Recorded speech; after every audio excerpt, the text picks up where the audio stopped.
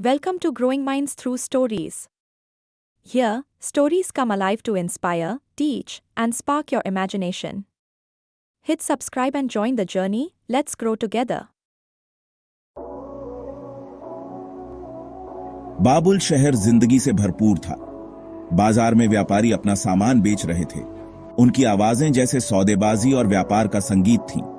उनमें से एक था दारियुश, एक सीधा साधा कपड़ा व्यापारी। वह अपनी ईमानदारी और बढ़िया कपड़ों के लिए जाना जाता था। बरसों की मेहनत से मैंने थोड़ी दौलत जमा की है। मेरा सपना है कि एक दिन मैं अपना व्यापार बढ़ाऊं और बड़े बाजार में एक इज्जतदार व्यापारी बनूं। दारियुश को अपने काम पर गर्व था। वह कपड़े के हर थान को ध्यान से चुनता था। उसके ग्राहक उसकी अच्छी नजर और क्वालिटी की कद्र करते थे। वे बार बार उसकी दुकान पर आते थे। हर बिक्री उसे अपने सपने के करीब लाती थी। हर रात मैं अपनी कमाई गिनता हूँ, हर सिक्के का वजन महसूस करता हूँ। मैं मेहनत और बचत की कीमत जानता हूँ। दारियुश अपनी साधारण जिंदगी से खुश था। उसके पास रहने के लिए घर था, खाने के लिए खाना था और बढ़ती हुई बचत थी। उसे सब्र और लगन की ताकत पर विश्वास था। वह जानता था कि असली दौलत सिर्फ सोने से नहीं नापी जाती, बल्कि अच्छी तरह जी हुई जिंदगी के सुकून से भी नापी जाती है। एक शाम जब दारियुश अपनी दुकान बंद करने की तैयारी कर रहा था, एक जाना पहचाना चेहरा उसके पास आया। वह उसका दोस्त पेलियस था, एक कुशल रथ बनाने वाला जो अपनी कारीगरी के लिए मशहूर था। लेकिन पेलियस मुश्किल में था। उसकी कार्यशाला में आग लग गई थी, जिससे उसके औजार और सामान जलकर खाक हो गए थे। दारियुश, मुझे तुम्हारी मदद चाहिए। मेरी कार्यशाला आग में जल गई है। मुझे दोबारा बनाने और नए औजार खरीदने के लिए सोने की जरूरत है। उनके बिना मैं अपने रथ के ऑर्डर पूरे नहीं कर सकता और कंगाल हो जाऊंगा। दारियुश ध्यान से सुन रहा था। उसकी भौहें चिंता से सिकुड़ी हुई थीं। उसे अपने दोस्त की मुसीबत पर तरस आ रहा था। वह एक कारीगर के औजारों की अहमियत जानता था। पेलियस को उसकी सारी मेहनत की कमाई खोते हुए देखकर उसे बहुत दुख हुआ। क्या करे समझ न आने पर दारियुश ने बाबुल के सबसे अमीर साहूकार मैथोन से सलाह ली।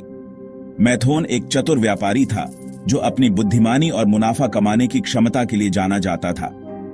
लोग कहते थे कि वह आदमी के चरित्र का अंदाजा उसकी आंखों की चमक से लगा सकता है। मैथोन, मुझे आपका मार्गदर्शन चाहिए। मेरे दोस्त पेलियस को अपनी कार्यशाला के पुनर्निर्माण के लिए सोने की सख्त जरूरत है। मुझे क्या करना चाहिए? मैथोन धैर्यपूर्वक सुन रहा था, अपनी लंबी सफेद दाढ़ी पर उंगलियां फेर रहा था। जब दारियुश ने अपनी बात पूरी की तो मैथोन ने अपनी गहरी और गूंजती आवाज में कहा, सोना, मेरे बेटे एक चंचल मालकिन है। यह एक वरदान या अभिशाप हो सकता है। यह इस बात पर निर्भर करता है कि इसे कैसे संभाला जाता है। सोच समझकर उधार दो और यह तुम्हारी दौलत को बढ़ा देगा। मूर्खतापूर्ण तरीके से उधार दो और यह तुम्हारी उंगलियों से रेत की तरह गायब हो जाएगा। मैथोन ने फिर उधार देने के अपने 3 सुनहरे नियम बताए। पहला, केवल उन्हीं को उधार दो जो चुका सकते हैं। दूसरा, काम पर भरोसा करो, शब्दों पर नहीं। और तीसरा, अपने कर्ज को जमानत से सुरक्षित करो। दारियुश ने मैथोन की बातों को दिल से लगा लिया। साहूकार की बुद्धिमानी पर विचार कर रहा था जब वह अपने अगले कदमों पर विचार कर रहा था। दारियुश ने मैथोन की बातों पर ध्यान से विचार किया। उसने जरूरतमंद दोस्त पेलियस के बारे में सोचा। हालांकि मुझे पेलियस के चरित्र या उत्तम रथ बनाने की उसकी क्षमता पर कोई संदेह नहीं है, लेकिन मौजूदा हालात मुझे सोचने पर मजबूर कर रहे हैं। आग ने न केवल पेलियस की कार्यशाला को जला दिया था, बल्कि उसकी कमाई करने की क्षमता को भी नष्ट कर दिया था। पेलियस को सोना उधार देना हालांकि दोस्ती का प्रतीक होगा, लेकिन मैथोन के सुनहरे नियमों का उल्लंघन होगा। उसके पास कर्ज चुकाने का कोई जरिया नहीं है। उसके वादे दिल से हैं, लेकिन उसके पास कोई ठोस गारंटी नहीं है। दारियुश जानता था कि उसे एक मुश्किल फैसला लेना है। वह पेलियस के साथ अपनी दोस्ती को अहमियत देता था, लेकिन उसे मिली सीख को भी अहमियत देता था। वह समझता था कि सच्ची दोस्ती का मतलब मुश्किल समय में भी ईमानदार और जिम्मेदार होना है।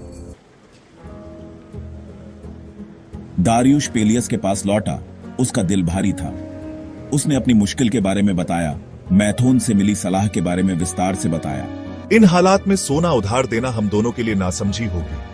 कर्ज देने के बजाय मैं एक साझेदारी का प्रस्ताव रखता हूं। मैं तुम्हारी कार्यशाला के पुनर्निर्माण में तुम्हारी मदद करूंगा और तुम्हें फिर से अपने पैरों पर खड़ा होने में मदद करूंगा। मैं जरूरी रकम का एक हिस्सा दूंगा, कर्ज के तौर पर नहीं, बल्कि हमारी दोस्ती और तुम्हारी प्रतिभा में निवेश के तौर पर। दारियुश की उदारता और समझ से बहुत प्रभावित होकर पेलियस ने उसका प्रस्ताव स्वीकार कर लिया। धन्यवाद दारियुश, तुम्हारा समर्थन शब्दों में बयां नहीं किया जा सकता। दारियुश और पेलियस की कहानी पूरे बाबुल में फैल गई, सोने के मामलों में बुद्धिमानी और जिम्मेदारी के महत्व का प्रमाण।